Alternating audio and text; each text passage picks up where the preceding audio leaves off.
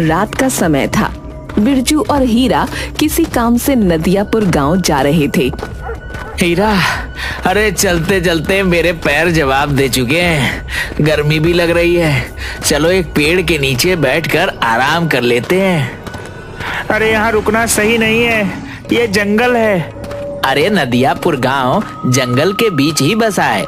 चल थोड़ा सुस्ता लेते हैं, वैसे भी शाम तो हो ही गई है। बिरजू की बात सुनकर हीरा ना चाहते हुए भी एक पेड़ के नीचे बैठ गया। अचानक उन दोनों के कानों में एक बच्चे के रोने की आवाज टकराई। बिरजू भैया, तुमने कुछ सुना? यहाँ जंगल में कौन सा बच्चा रो रहा होगा? आवाज तो मेरे भी कानों में आ रही है, चलो चलकर देखते हैं। बिरजू और हीरा आसपास नजर दौड़ाने लगे। तभी उन दोनों की नजर एक बच्चे पर पड़ी। वो दोनों उस बच्चे के करीब चले गए। बिरजू भैया, यह बच्चा तो यहाँ अकेला है, यहाँ तो आसपास कोई मौजूद नहीं। बिरजू उस बच्चे को गौर से देखने लगा। उसके चेहरे पर डर और भय के साए लहराने लगे। यहाँ से भाग हीरा। अरे क्या हुआ? अचानक तुम्हारा चेहरा फटे हुए पपीते जैसा कैसे हो गया? हीरा, गौर से देख, ये बच्चा कोई इंसान का बच्चा नहीं बल्कि कागज का बच्चा मालूम पड़ता है। बिरजू के कहने पर हीरा उस बच्चे को गौर से देखने लगा। बिल्कुल सही कह रहे हो बिरजू भैया, यहाँ से भागो। वो दोनों डरते हुए वहाँ से भाग गए।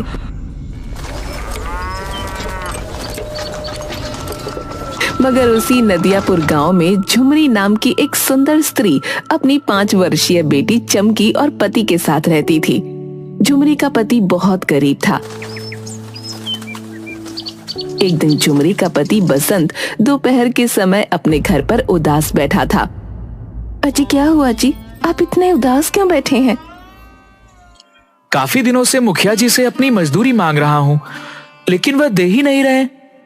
उनसे कहते क्यों नहीं कि हमारे घर में राशन भी खत्म होने को है। अगर आप वहाँ हमें समय पर पैसे दे सकते तो फिर ऐसी जगह काम करने से क्या फायदा।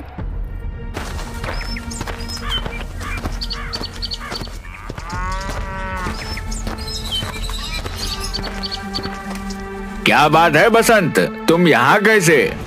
मुखिया जी, आपने मुझे 6 महीने से मेरी मजदूरी नहीं दी। मेरे घर पर राशन खत्म होने का है। मत भूलिए, मेरे घर पर मेरी पत्नी और मेरी बेटी मेरी जिम्मेदारी हैं। तो मैं क्या करूं? तूने क्या अपनी बच्ची क्या मुझसे पूछकर पैदा की थी क्या?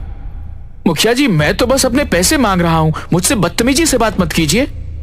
तुमने नौकरों को ज्यादा सिर पर चढ़ा रखा है मुखिया। अगर ये मेरा नौकर होता तो मैं इसका लात घूसों से ऐसा स्वागत करता कि ये फिर कभी किसी से जुबान लड़ाने की काबिल नहीं रहता। तो फिर इस नेक काम में मैं क्यों देरी करूं? इतना बोलकर मुखिया बसंत को बुरी तरह से पीटने लगा और उसे धक्के देकर बाहर निकाल दिया।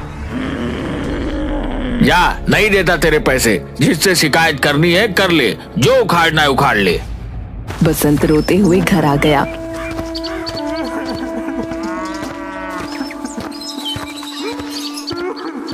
और सारी घटना अपनी पत्नी झुमरी को बताने लगा। चिंता क्यों करते हैं जी, ईश्वर पर भरोसा रखें, सब कुछ सही हो जाएगा। तुम समझ नहीं रही, घर का राशन खत्म होने को है। आज तो मेरे पास चमकी के दूध के भी पैसे नहीं बचे, मैं क्या करूं? चिंता मत कीजिए, मैं अपने पड़ोस में रहने वाली अनीता से कुछ पैसे उधार मांग लेती हूँ। आप बस ऐसे उदास मत बैठिए और हाँ, कभी भी हिम्मत मत हारिएगा। झुमरी की बात सुनकर बसंत मुस्कुरा दिया। कुछ देर बाद झुमरी पड़ोस में अपनी दोस्त अनीता के घर गई। आओ झुमरी, मैं तुम्हारा ही इंतजार कर रही थी। अगर तुम नहीं आती तो कुछ देर में वैसे ही मैं तुम्हारे घर आने वाली थी। मुझे तुमसे बहुत जरूरी बात करनी है। हाँ हाँ बोलो ना, क्या बात है? मुझे कहते हुए अच्छा तो नहीं लग रहा, लेकिन मुझे कुछ पैसों की जरूरत है। वो क्या है ना, आजकल मेरे पति को कहीं काम नहीं मिल रहा। बोल रहे थे बाजार में काफी मंदी चल रही है।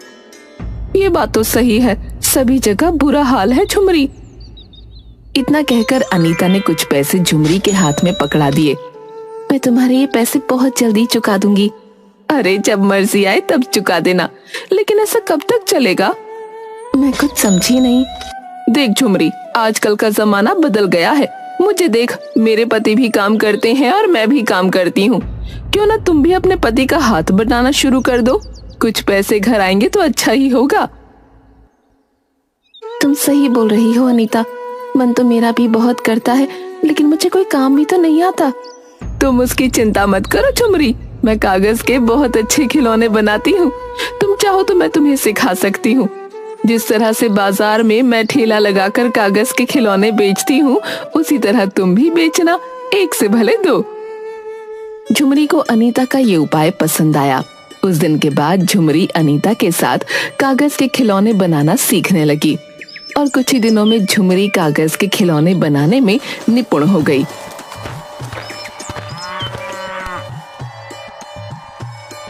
अरे वाह झुमरी, तुम तो मुझसे भी अच्छे कागज के खिलौने बनाने लगी। मुझे तो विश्वास ही नहीं हो रहा। नहीं अनीता, तुमसे अच्छे तो मैं कभी नहीं बना सकती, आखिर तुम मेरी गुरु ठहरी। ठीक है झुमरी, तुम पहले इम्तिहान में तो पास हो गई, बल्कि यूं कहो फर्स्ट डिवीजन से पास हुई हो, और तुम्हारी दूसरी और आखिरी परीक्षा और होनी है। अब मुझे कौन सी परीक्षा पास करनी है? कल तुम मेरे साथ बाजार में खिलौने बनाकर बेचोगी, देखते हैं किसके खिलौने ज्यादा बिकते हैं। अगले दिन झुमरी अनीता के साथ दूसरा ठेला लगाकर कागज के खिलौने बेचने के लिए खड़ी हो गई।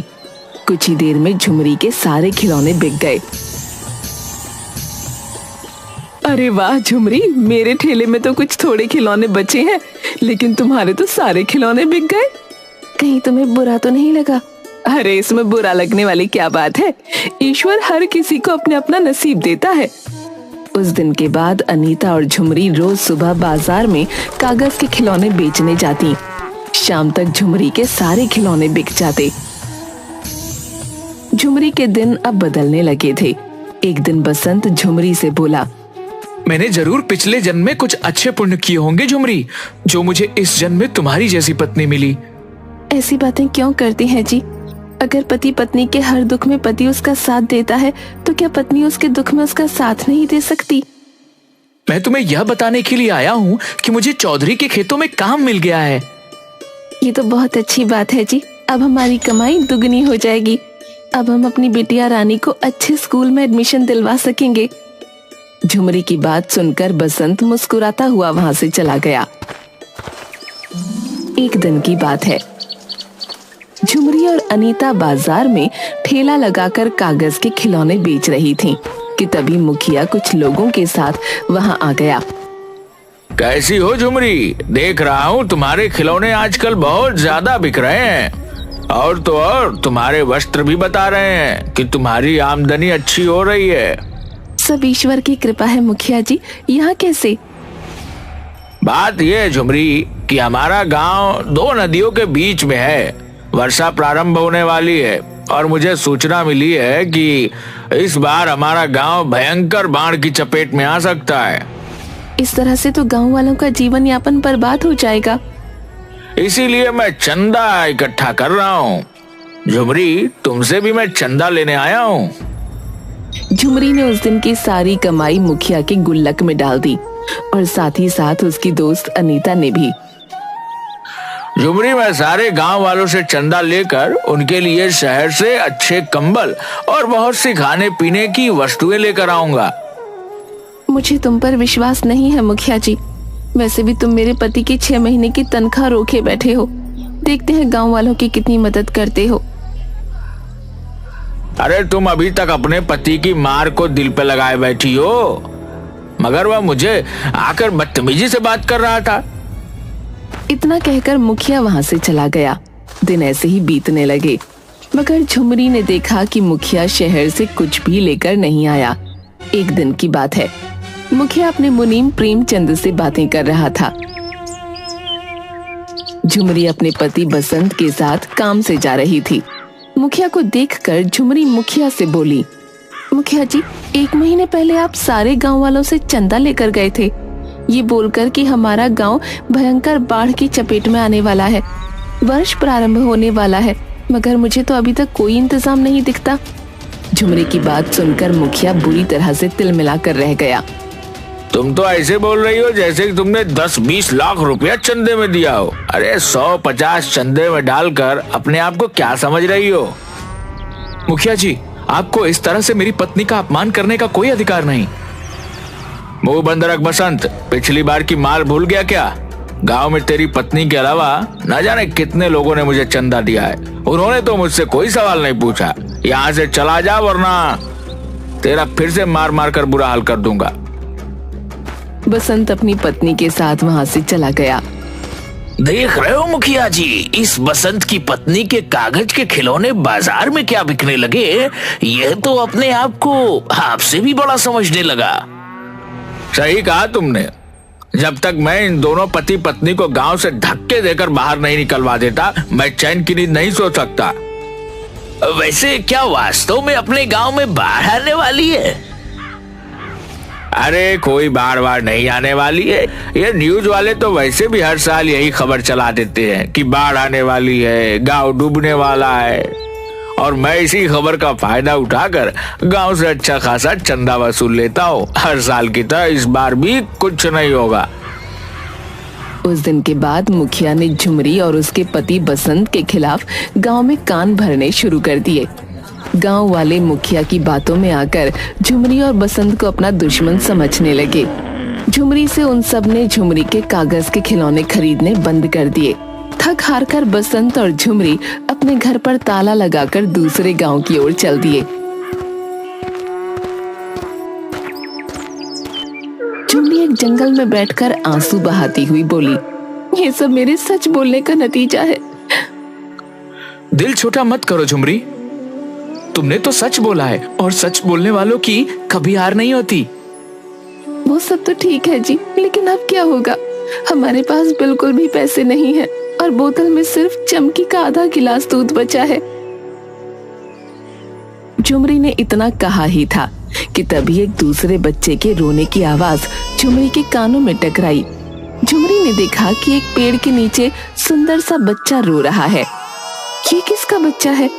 पता नहीं झुमरी ये किसका बच्चा है, लेकिन मुझे तो यह बहुत भूखा लगता है।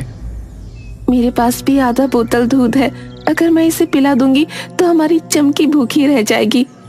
चिंता मत करो झुमरी, यह बच्चा कई दिनों का भूखा मालूम पड़ता है, पहले इसे दूध पिला दो। झुमरी उस बच्चे को दूध पिलाने लगी। उस बच्चे ने दूध पिया ही था कि तभी अचानक रंग बिरंगी किरणों के साथ उस बच्चे का आकार बड़ा हो गया और वो एक सुंदर नवयुवक में परिवर्तित हो गया। कौन हो तुम? मैं एक जादुई कागजी पुरुष हूँ। मुझे तुम्हारे बारे में सब पता है।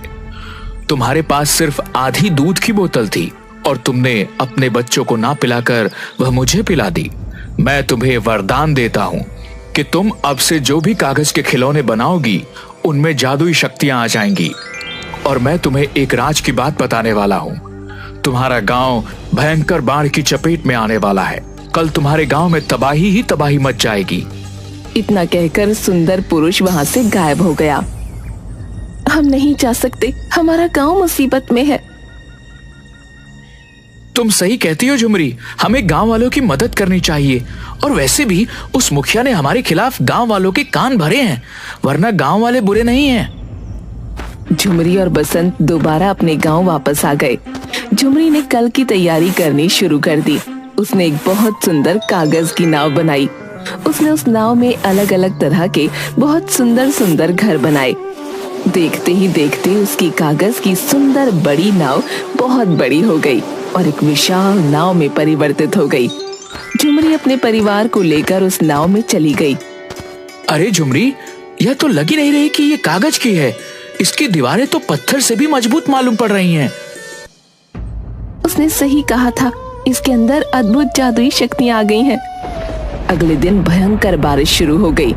देखते ही देखते पूरे गांव को बारिश की बाढ़ ने अपनी चपेट में ले लिया। गांव वालों में हाहाकार मच गया और झुमरी नाव बाढ़ में तैराने लगी। झुमरी ने देखा कि उसकी दोस्त अनीता पानी में डूब रही थी। झुमरी ने तुरंत नाव को वहां जाने का आदेश दिया। अनीता, कागज की नाव के ऊपर आ जाओ। ये कैसा चमत्कार है? वो सब बातें बाद में करेंगे, पहले अपने परिवार को लेकर ऊपर आ जाओ। तुम्हारा परिवार सुरक्षित रहेगा। अनीता अपने परिवार को लेकर नाव पर चढ़ गई। उसने गांव के सभी लोगों को झुमरी की नाव के ऊपर ले लिया, सिवाय मुखिया के घर को छोड़कर। मुखिया दौड़ता हुआ आकर बोला, मुझे भी नाव में ले लो झुमरी, मुझे माफ कर दो, मुझसे बहुत बड़ी गलती हो गई। मेरा दिल तुम्हारी तरह नहीं है मुखिया जी, आओ अपने परिवार को लेकर नाव के ऊपर आ जाओ। मुखिया अपने परिवार को लेकर नाव पर चढ़ गया और झुमरी की ओर देखकर बोला, मुझे माफ कर दो, मैंने तुम्हारे साथ कितना बुरा सुलूक किया और उसके बाद भी तुमने मेरी कितनी मदद की। मुखिया जी, हमें हमेशा दूसरों की मदद करनी चाहिए, पता नहीं कौन कब किसके काम आ जाए। तभी अनीता झुमरी से बोली, झुमरी, बाढ़ बहुत ज्यादा भयंकर है, हमारे गांव के अलावा और भी गांव बाढ़ की चपेट में आ गए होंगे, हमें उन सबकी मदद करनी चाहिए। झुमरी को अनीता की बात पसंद आ गई। झुमरी अपनी जादुई नाव को लेकर दूसरे गांव में गई और वो सबकी मदद करने लगी। कुछ दिनों बाद बाढ़ का पानी जब उतर गया, तब झुमरी ने अपनी कागज की नाव में कागज के भोजन बनाना प्रारंभ कर दिए। झुमरी जैसे ही कागज के भोजन बनाती, वो असली भोजन बन जाते। अरे वाह झुमरी, यह कैसे संभव हुआ? कागज के भोजन असली भोजन कैसे बन जा रहे हैं? तुम्हें याद नहीं, उस जादुई सुंदर पुरुष ने हमसे क्या कहा था? तुम कोई भी कागज का खिलौना अगर बनाओगी तो उनमें जादुई शक्तियां आ जाएंगी। मुझे विश्वास था कि अगर मैं कागज के भोजन बनाना प्रारंभ करूंगी तो वो असली भोजन बन जाएंगे। ये ईश्वर ने हमारी मदद की है झुमरी, देखो ना, इस तरह से कितने लोग भूखे मरने से बच जाएंगे। इस तरह से गांव में सभी लोग भूखे मरने से बच गए। कुछ महीनों बाद सब कुछ ठीक हो गया।